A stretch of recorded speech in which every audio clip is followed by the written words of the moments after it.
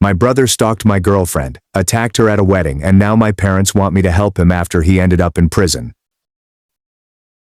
I, a 31-year-old guy, grew up with my younger brother Logan, a 28-year-old male, in a typical middle-class neighborhood in Minnesota, where everyone had good lawns, but no one understood what was going on behind closed doors.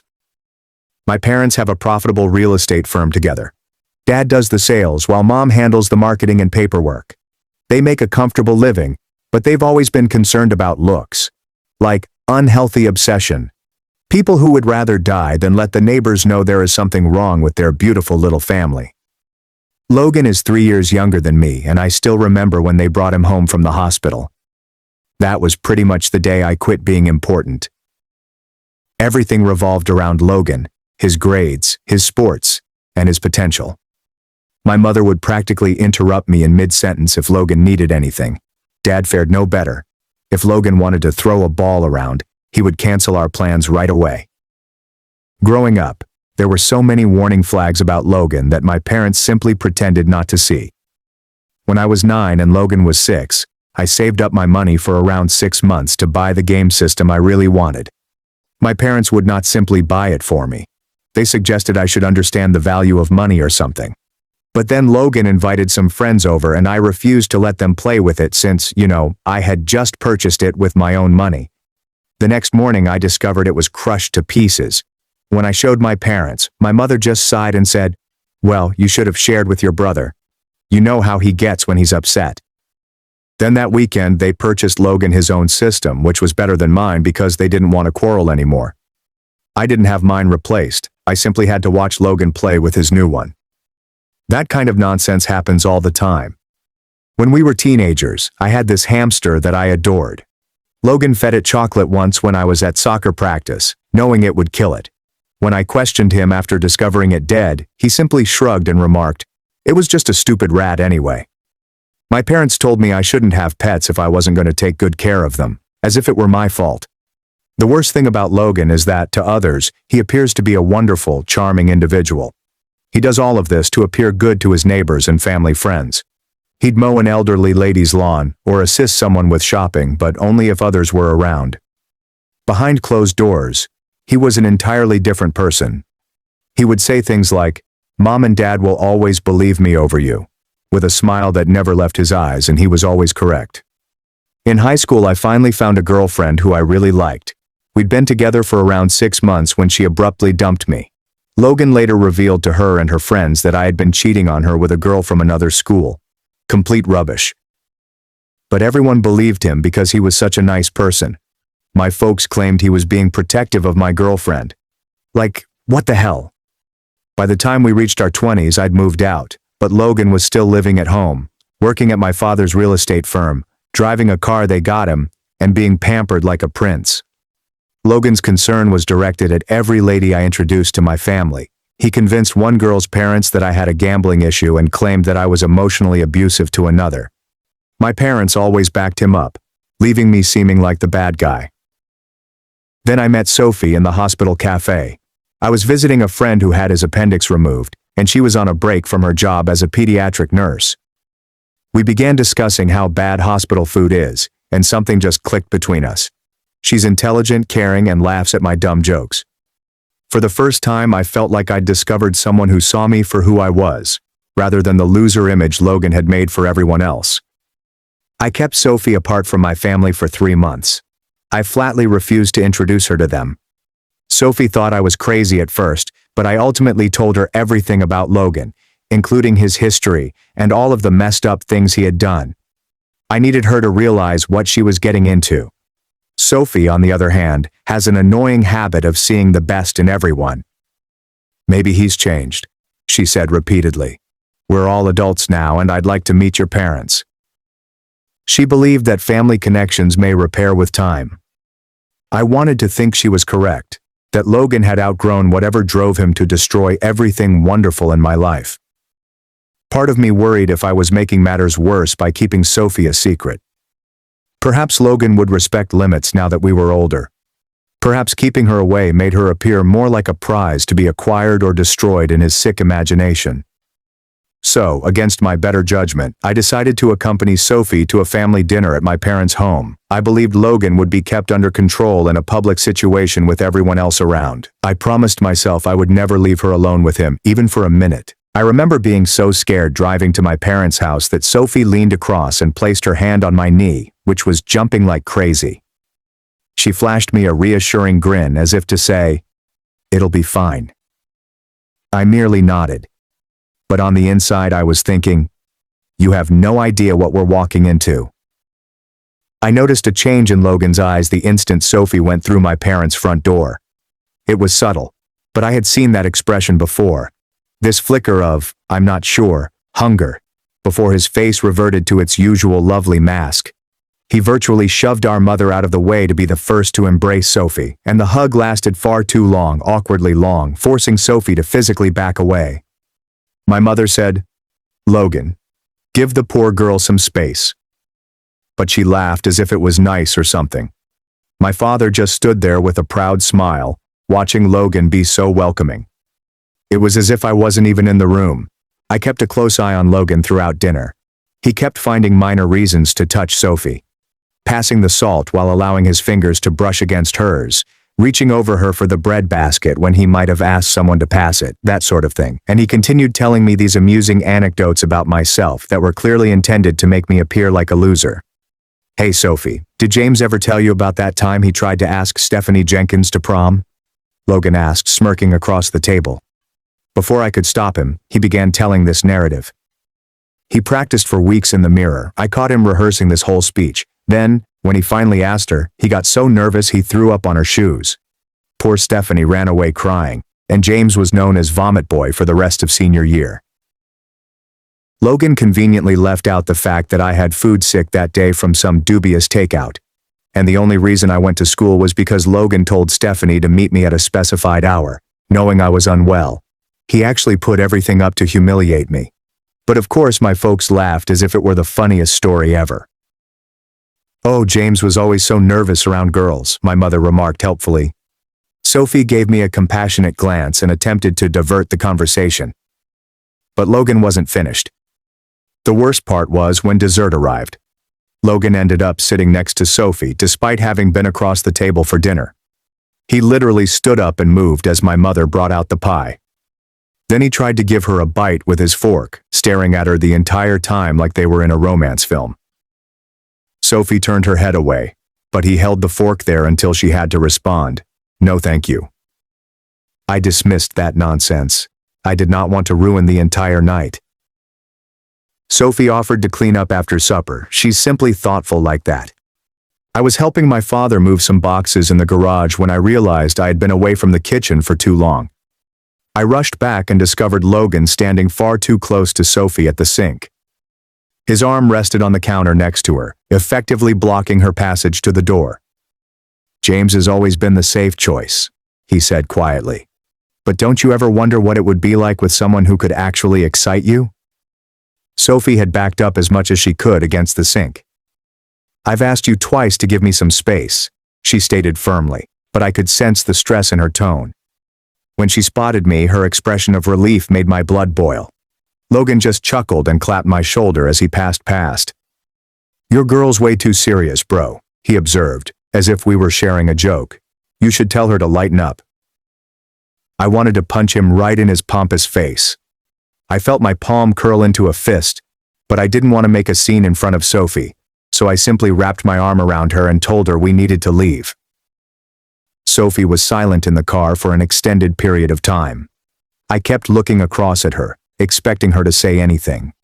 She finally took a deep breath. "Your brother isn't what I expected," she explained gently. "He's more deliberate than how you described him." "Deliberate?" "Yeah.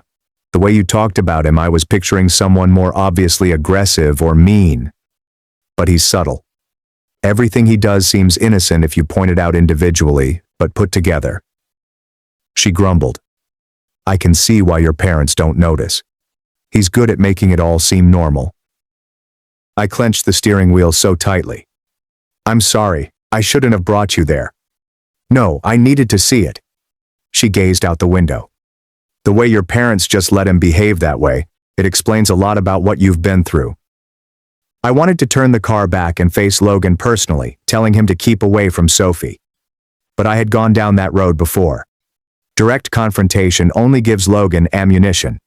He distorts everything, making me look insane or jealous, and my parents constantly support him. Let's just not see them for a while, I said. We'll come up with excuses for family stuff. Sophie nodded, but she appeared distracted. That's probably best, she replied. But I had a feeling Logan wouldn't let it go. Every woman I'd ever had was a potential target for Logan. But Sophie's case was different. He no longer stared at her with the intention of harming me. He wanted her for himself. Logan always gets what he wants. My parents made sure of that throughout our lives. Things became much worse after that dinner. It began around 3 days later. Sophie was getting ready for her morning shift at the hospital when her phone called with an unfamiliar number. When she responded, there was only heavy breathing. Then they hung up. She dismissed it as an incorrect number or spam call. Later that day, I received a call from another unknown number. When she answered this time, a male voice stated, "You're not as hot as Logan said you were, but you're still stuck up." They then hung up. Sophie told me about it that night, obviously creeped out. It was strange. They recognized my name, she added. I immediately thought of Logan, but I didn't want to jump to any conclusions yet. It could have been a random weirdo from the hospital or something. However, by the end of the week, Sophie had blocked 6 distinct numbers.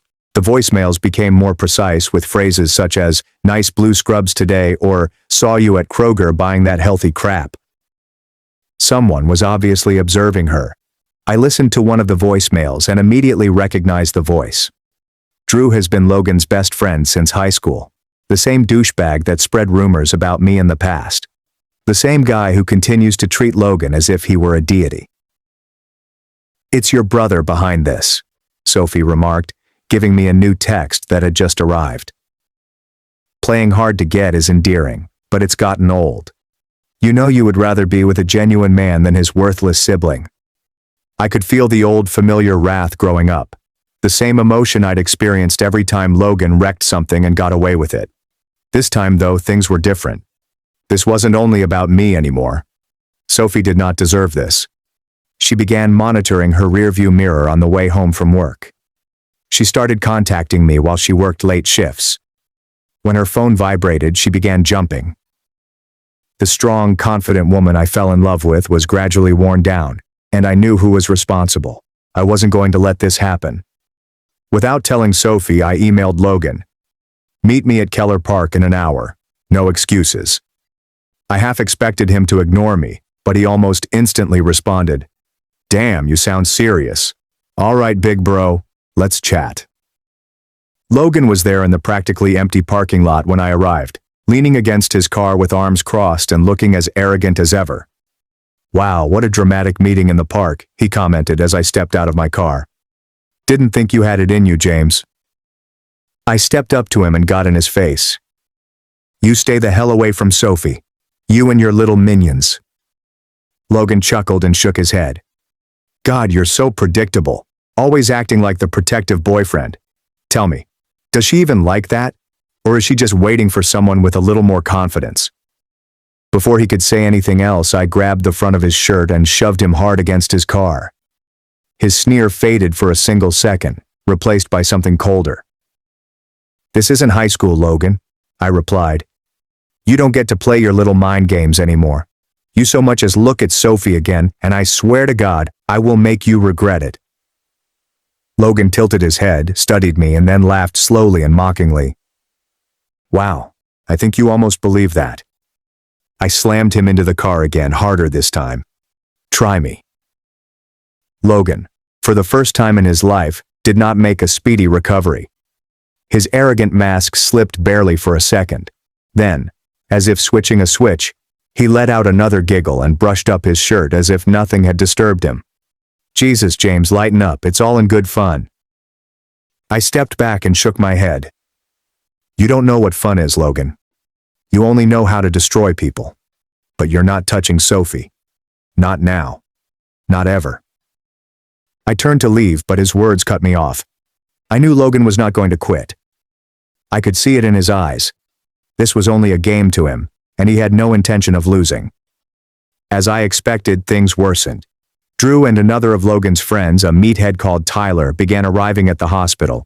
They'd linger in the pediatric wing waiting area for hours, never visiting any patients and simply watching Sophie work. When her supervisor asked whether they needed assistance, they explained that they were waiting for someone or checking on a relative. Sophie started feeling anxious before her shifts.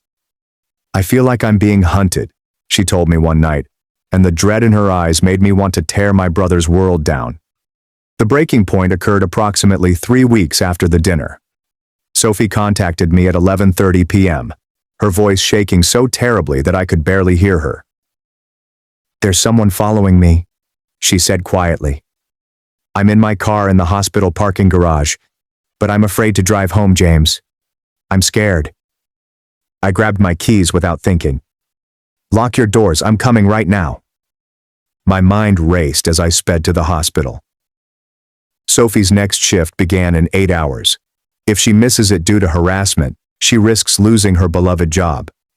Her boss had already seen that her performance was deteriorating. She was late twice last week because she couldn't sleep properly due to anxiety. We only had days, not weeks, before this incident completely wrecked her career. When I arrived at the garage, I found Sophie crouched in her car, doors locked, continually checking her mirrors. Tyler's beat-up Jeep was parked 2 spaces away, with the engine still warm. When the coward noticed my car approaching, he fled. Sophie shook as she stepped into my passenger seat. I drove her car home, while my friend trailed behind to ensure we weren't being followed. That night, as Sophie fell asleep fatigued, I made a decision. I couldn't wait any longer to confront Logan in front of my parents, hoping they'd try to manage this nonsense. This had to stop before Sophie lost everything. The next morning, I gathered all of the proof, including call recordings, text message screenshots, and hospital surveillance footage showing Drew and Tyler hanging around for hours. I drove to my parents' house, knowing Logan would be there before going to work at my father's office. Logan was eating cereal and scrolling through his phone when I strolled in without knocking. My mother started saying something about phoning first, but I ignored her. I dropped my phone on the table in front of Logan and played one of the voicemails. "We know when you get off work, Sophie. Maybe you shouldn't walk to your car alone." Logan looked up from his Captain Crunch as if I were showing him a slightly fascinating TikTok. "What's this supposed to be?" "Cut the crap, Logan. I know it's Drew and Tyler. Call them off now." Logan's expression never changed. That's what's always made him so dangerous. The contrast between the poison in his words and the pleasantness on his face. "Maybe if Sophie wasn't such a tease, guys wouldn't feel the need to let her know she's not all that," he replied gently, taking another bowl of porridge. "Not my problem if she's giving out mixed signals." Something within me cracked. 28 years of swallowing my rage, playing the rational one, and allowing Logan to slither out of every nasty thing he'd ever done, all came crashing down at that moment. I did not think so. I did not hesitate. My hand smashed into his face like a hammer, the sound echoing across the room like a gunshot. Logan's head snapped back so sharply that he almost fell over. Milk, spit, and blood splattered on the table in a horrible mixture. A deep scarlet gash split his lip, which was already swollen, and his nose burst open like a crushed tomato, oozing blood down his chin. For the first time in his miserable life, I noticed something new in his eyes. Fear. Then he started screaming, as if I had hit his cranium with a baseball bat rather than my fist. The little bastard slumped to the floor, clutching his face and rolling like he was dying. My parents arrived precisely on cue, the same script, the same bullshit, just a different day. "Oh my God, my baby." My mother dropped herself to her knees, hands trembling as she grabbed a kitchen towel and rubbed it against Logan's disfigured face. "What the hell is wrong with you, James?" my father yelled, stomping towards me, his face crimson with rage. "Are you insane? You need help. Your jealousy issues have gotten out of control." Jealousy? I stared at them, breathing hard, my fists still clenched. Logan's blood smeared across my knuckles. They didn't look at me. They never did. They were watching over their golden kid, their shattered little monster like they usually did. And for the first time, I actually saw them for what they were. Blind, weak, and worthless. I tried to show them the evidence on my phone, but they didn't seem interested. He hadn't even questioned why I hit him. "Sophie's been throwing herself at him for weeks," my mother yelled, wrapping her arm around Logan like a shield, as if he were the victim here. "What did you expect, James?" she mocked. "You bring a pretty girl around and think Logan wouldn't notice? Please. She's been leading him on, flirting with him, playing her little games, and now what? You can't handle a little competition, so you're making up these pathetic stories." Competition? I couldn't believe what I had heard. He's stalking her. His friends are following her at work. She's terrified. "Get out of this house," my father whispered quietly and dangerously. "Don't come back until you've gotten professional help and apologized to your brother." I looked at Logan, who was still playing the victim as our mother fussed over him. But his eyes betrayed the actual story. The same smug delight I'd seen throughout my life when he got away with his bullshit. He had won again, or so he thought. My hands were still shaking from the adrenaline as I drove home. I called Sophie to inform her what had happened. "So they didn't believe you?" she said, but I could tell she was not surprised. They didn't even look at the evidence, they just jumped straight to defending Logan. She could not believe it. I hung up, my thoughts still racing over what I should do to keep her safe from my own brother. When I arrived home, I found her sitting on the couch, knees drawn to her chest, her hands holding the fabric of her sweater, as if it were the only thing keeping her anchored. Her voice was low when she finally spoke. "James, this isn't going to stop, is it?" I did not lie to her, I could not. I ran my hand through my hair and exhaled gently before looking into her eyes. "I don't think so, as long as Logan's obsessed with you." My jaw tightened. "And as long as my parents keep feeding his delusions." She swallowed hard and looked away, her fingers tightening. Seeing her like that terrified my own relatives. I felt like I was the reason, which pained me terribly. I came closer, tipping her chin up so she had no option but to look at me, see the promise in my eyes. "But listen to me, babe. I don't care what it takes. I don't care what I have to do. He will never touch you. He will never take you from me. I will protect you. Always." She looked up at me, something moving in her expression. Then she wrapped her arms around me, clinging to me as if I were the only solid object in her universe. I could feel her trembling and uneven breath against my neck. She wanted to believe me. I needed her to believe me.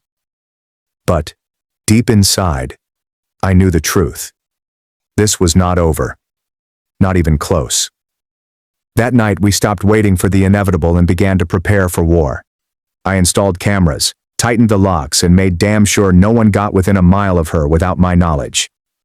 Sophie contacted her lawyer buddy and began the paperwork for restraining orders. We weren't only defending ourselves anymore. We were going on offensive. Logan had taken everything from me since he was born, including my childhood, dignity, and calm. But, Sophie was mine. And this time, I was not backing down. About a week after I faced Logan, my mother began blowing up my phone. Logan left over 20 messages indicating he was upset by the misunderstanding and wanted to apologize. Everyone wanted to make things right. She kept using terms like family healing and putting the nastiness behind us. When I informed Sophie, she urged, "Don't go.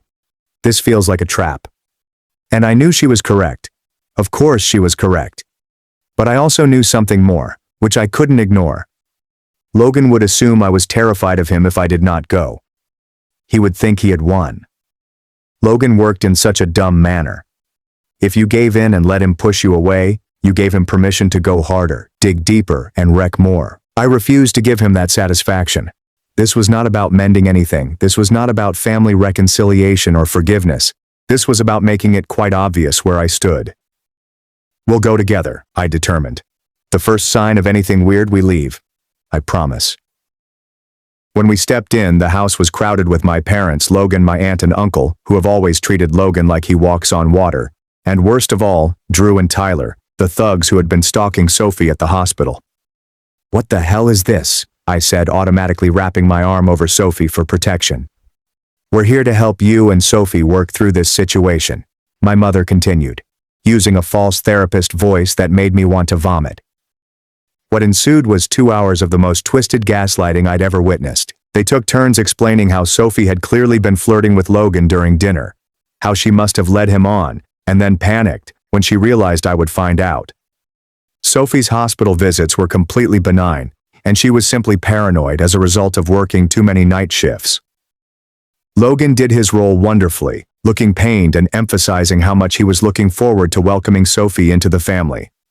Drew even had the audacity to detail what Sophie had been wearing on specific days at work, and my parents nodded, as if this demonstrated she was seeking attention rather than being watched. I watched Sophie's face pale as they tried to make her doubt her own reality. Sophie's breathing shifted when Tyler began recounting the exact hallway she had walked down on Tuesday to prove he had been following her. She was beginning to get a panic attack. "We need to leave," I murmured as I helped her up. My mother grasped my arm firmly. "James, it is time to make a choice. Your true family, or this female who is clearly trying to separate us." I looked at her, truly seeing her for the first time in my life. "Sophie is my family now, and if you can't see what Logan is doing, that's on you." Sophie's expression was tight when her supervisor called her into the office the next day. "Concerns have been raised," she began quietly, as if she didn't want to voice the words aloud. "About you causing drama at work." I knew Logan was behind this from the moment she said it. Someone had been spreading stories and whispers about Sophie's mental health concerns, her lack of trustworthiness, and her alleged history of false claims against males. Pure poison, expertly put. She had 3 days to decide whether to accept a transfer to another department or face a formal review. Logan was taking away everything she loved about her profession and the children she looked after, just like he had always done. That night, as we sat silently at our kitchen table, Sophie's laptop displayed an email notification. A message from an old colleague, a job, a new beginning in a hospital 300 miles away. Sophie perused the offer letter, her fingers hesitating over the touchpad. She didn't look up while she spoke. "Isn't he going to stop?" I knew he wouldn't but didn't tell her. I just made a decision. "We leave," I said. Her eyes perked up. "Sophie, we're done letting him dominate our lives. We're done giving him opportunities to twist the knife. I don't mind what it takes. I don't mind if we have to start from scratch. We're going the hell out of here, somewhere he can't reach us." For a minute, she simply stared at me. Then her shoulders loosened, as if she was finally letting out a breath she'd been holding for months. That night, she started browsing for apartments. I began making calls regarding moving arrangements, but all I could think of was how Logan had stolen everything from me since we were kids, including my childhood, peace, and relationships. But Sophie, this was where the cycle ended. He was not taking her, not now, not ever. I was ready to utterly remove him from my life, to never see his face or hear his name again. We had a new city and a fresh start. We were finally free. Or at least we thought we were. Just as we were relaxing into that tranquility, my cousin Chloe called. Chloe was the only person who could see through Logan's ruse when they were kids. She spotted him hurting her cat and alerted everyone, but my parents convinced us she was lying for publicity. She never forgot it. She personally called to invite us to her wedding. "Logan will be there because my parents insisted," she explained. "But I hired security only to keep an eye on him. And you will be placed with my husband's family, away from your parents." After 3 months of relative quiet in our new city, we decided to go. Sophie had a new job that she enjoyed. I was working remotely. Things were going well, and we felt prepared to face my family for one day, especially with Chloe's measures in place. The ceremony went well. Logan was a groomsman for Chloe's husband Dylan, my cousin from the other side of the family who was unaware of all the drama, so he stayed busy for the majority of it. We kept our distance at the reception, sitting next to Dylan's family while Logan and my dad were across the room. For a few hours, it looked like we would make it through the day without incident. Sophie was even laughing and dancing, which I had not seen her do in months. Sophie went to the bathroom at about 9 p.m. After about 10 minutes, I realized Logan was no longer at his table. Something in my stomach told me that something wasn't right. My heart pounded as I walked toward the facilities. As I neared the corner, I heard Sophie cry out. I started running, but Dylan and his brother David were coming from the opposite direction and arrived first. What I saw will be etched in my memory forever. Logan had Sophie pressed against the wall in the hallway outside the restrooms, one hand covering her lips and the other clutching her arm so hard that his knuckles were white. Her dress was torn at the shoulders. As I arrived, Dylan and David were yanking Logan away from her. Sophie lurched towards me, shivering violently. There were already finger-shaped bruises growing on her arm. Logan's eyes were wild, unfocused, and reeking of alcohol. "She's been asking for it all night," he muttered, fighting against Dylan's grip. Following me around, coming onto me. Everything I saw was red.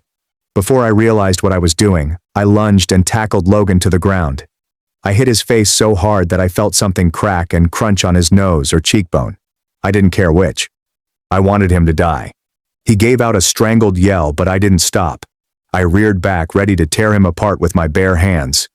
David, Dylan, or both had their arms around me, tugging me backward as I battled against them, struggling to get free and continue what I had started. "James, stop," Dylan said, cutting through the wrath. "We've got him. He's done." David, a cop from another city, quickly contacted the local police. I took Sophie to a secluded room where Chloe and her mother helped clean her up and calm her down. When the cops arrived, my parents lost it. My mother physically tried to keep them away from Logan, yelling about misunderstandings and how that girl was obsessed with my son. My father attempted to grab one officer's arm while they were handcuffing Logan. Logan's behavior altered abruptly. One minute he was crying, claiming Sophie had seduced him. The next moment, he was threatening everyone, yelling, "None of you understand what I'm capable of." As they eventually loaded him into the police car, he said the most nasty things about Sophie, making even the cops shudder. Several people had their phones out, capturing everything. As the police car drove away, putting that jerk out of our sight, I turned to Sophie. She was still shaking, her arms tightly wrapped over herself as if she was attempting to pull herself together. Her eyes were unfocused. I grabbed her softly. "Sophie." My voice broke, so I swallowed hard before attempting again. "Are you okay? Did he hurt you anywhere else?" She didn't respond at first, simply staring at the ground. Finally, she blinked up at me, and I noticed it. Fear, betrayal, and tiredness.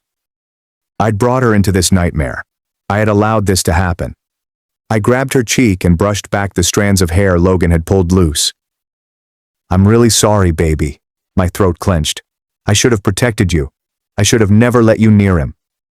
She shakes her head. "You didn't do this, James. He did." I wanted to believe it. I actually did. But the guilt ran deep. I wrapped her in my arms and held her against my chest, and felt her body shudder. She wasn't only the woman I adored. She was my only true family. The only thing in the world that mattered. And if someone ever touched her again, I would rip this entire globe apart. The days following the wedding were completely chaotic. My parents went on a whole psychotic rage, calling everyone in the family to propagate their twisted version of events. Thank God for the evidence. Logan was definitely seen following Sophie to the bathroom on Chloe's wedding video. Several guests witnessed him making strange comments about her throughout the night. Of course, there was cell phone footage of his inebriated confession during the arrest, in which he essentially confirmed everything. Sophie and I were dealing with the legal repercussions when my parents arrived at our flat unexpectedly. They created such a disturbance that our neighbors phoned the cops. My mother was screaming about how I was sending her baby to jail, and my father threatened to make sure I never worked in this state again, as if I didn't care about his connections. At that point, they alternated between guilt trips about hurting the family and threatening to cut me off financially, despite the fact that I hadn't taken any money from them in years. My mother genuinely said, "After everything we've done for you, this is how you repay us." As if they were the victims in all of this. Sophie and I did not waste time. We hardened everything, adjusted our habits, increased our security, and ensured that no one could approach us without our knowledge. Logan's restraining order was only a piece of paper. We both knew it wouldn't deter him if he truly intended to get to us. Distance was our only true defense. I received a call from Chloe a week following the wedding. Logan had been denied bail due to the seriousness of the assault allegations and his recorded threats. He was going to be held in jail until the trial, which might take months. My parents supposedly told everyone who would listen that the court system was biased against young males, and that Logan was the true victim in all of this. Chloe also indicated that after seeing the wedding films, other family members had decided to support us. After seeing the footage of the assault and Logan's incarceration, even my Uncle Mark, who was usually on Logan's side, labeled my parents insane. That happened 4 years ago. Sophie and I have lived a quite comfortable life since then. We married in a short ceremony in front of Chloe's family and Sophie's relatives. Sophie became the hospital's head pediatric nurse. I was promoted to senior developer. We bought a house, planted a garden, and met new people. Sophie is currently pregnant with a baby girl who will arrive in 3 months. Life was good, normal, peaceful. Then yesterday, my phone called from an unknown number. It was my mother, weeping so hard I couldn't understand her. The story that emerged from her cries was wild. Logan ended up serving only roughly 18 months for the wedding assault. His pricey lawyer successfully reduced the charges, and he was released on good conduct around 2 years ago. We had cut off all communication with that side of the family, so none of us knew. Logan supposedly entered a church recovery program after getting out, where he met a woman called Natalie. According to my mother, the church portrayed their romance as a redemption story, and they married just 6 months after meeting. My folks and Natalie's family were all supportive, assuming Logan had been redeemed or something. According to my mother, everything was well until last week, when Natalie's coworker phoned the police after she skipped several days of work. Natalie's welfare check revealed 2 broken ribs, a shattered wrist, and numerous bruises. What was really wrong was that during the investigation, they discovered that my father had been actively assisting Logan in concealing the abuse for months. Every time Natalie threatened to leave, my father would intervene, threatening her employment, pushing her family about their mortgage, convincing her parents that she was unstable, and making stuff up. Logan apparently beat Natalie so hard that she couldn't go to work after she received a promotion that would have provided her with financial independence. When she called my father for aid, he advised her to apply ice and remember her wedding vows. Logan and my father were both arrested for domestic violence, with my father facing charges of witness intimidation and conspiracy. Logan was still on probation for the assault on Sophie, so he's facing heavy consequences. "You have to come home," my mother urged. "Families need to stick together in times of crisis. Your brother and father need your support. That Natalie girl is obviously exaggerating everything just like Sophie did 4 years ago." Nothing had changed. "Mom," I spoke gently. "Did you ever consider that if you and Dad had gotten Logan help when we were kids, maybe Natalie wouldn't be in the hospital right now?" She broke down entirely, revealing that they had always known Logan had problems but felt they were protecting him. "It's too late for that," I said before hanging up. Sophie proposed that we reach out to Natalie via Chloe to provide assistance. "She needs someone who understands what she's going through," Sophie told me. Logan accepted an 8-year prison sentence a month later. My father's real estate license was suspended, and most of his business partners parted ways with him. My mother moved out and filed for divorce, sending me a long letter in which she apologized for enabling Logan throughout his childhood, for failing to protect me as a child, and, most importantly, for how they harmed Sophie. Too little, too late. As I watched Sophie chat to our unborn daughter while watering our garden that evening, I felt no satisfaction for being correct about Logan all these years. Only determination that the pattern would end with me. Our daughter will grow up with nothing but healthy love and respect. Logan took a lot from me over the years, but he couldn't steal the life Sophie and I had created together. Some people simply refuse to change.